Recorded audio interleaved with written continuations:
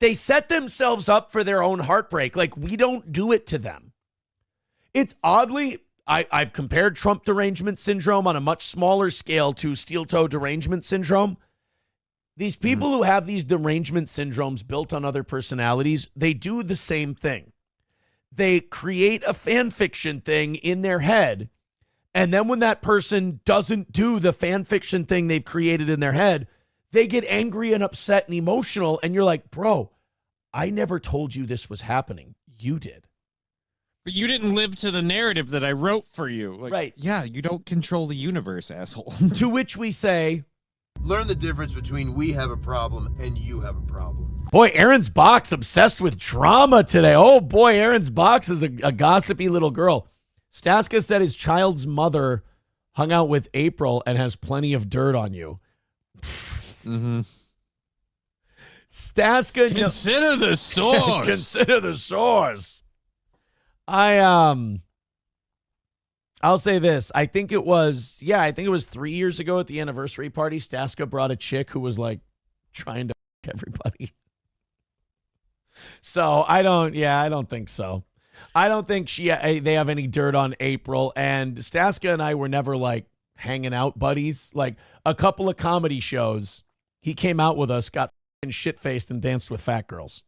that was Staska. So no, I'm sorry, Aaron's box. You have to consider the source. Patrick Melton is desperate. The walls are closing in.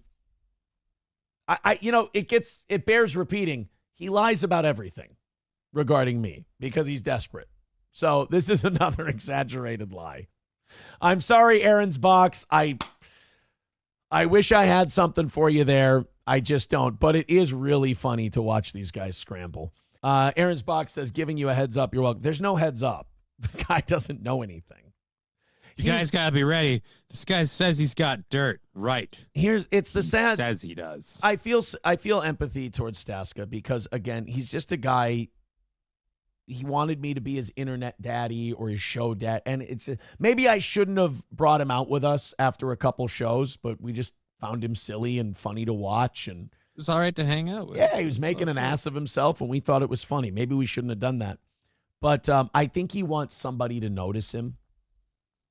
And this really isn't the show for that. Melton's show is perfect for it because Melton's desperate for that kind of following. And he attracts that kind of person who needs an insulated community.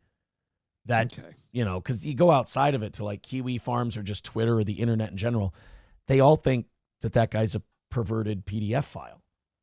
So he needs a group that will just stay in and believe what he says. It's a sad world, but it's funny to watch it melt down. Chevy fan says Aaron has dirt on himself. Yeah, I'm not really the guy who you can say, oh, I've got dirt on Aaron. You don't. Aaron's the kind of guy to show you his dirt, whether you want to see it or not. It's now tell these people something they don't know about me. Right. I am the B Rabbit of podcasting. Tell these people something they don't know about me. All I know is when your dad has to come out with you to babysit you because, you don't do so well in the social scene. It's a little weird. Posterior Attention says, what about your favorite movie, Brokeback Mountain? It is not my favorite movie. I watched it under protest when I was with April. I didn't like it. It's just... It's too gay. Did you watch it saying it was good, or what was the deal? Had she never seen it? No, she likes it. She loves that movie. She thinks that movie's one of the best. But it's just so gay.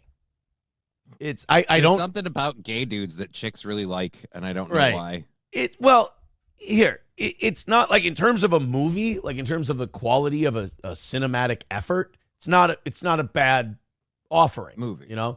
Watch this, and then all of a sudden, and then you're like, yeah, dude,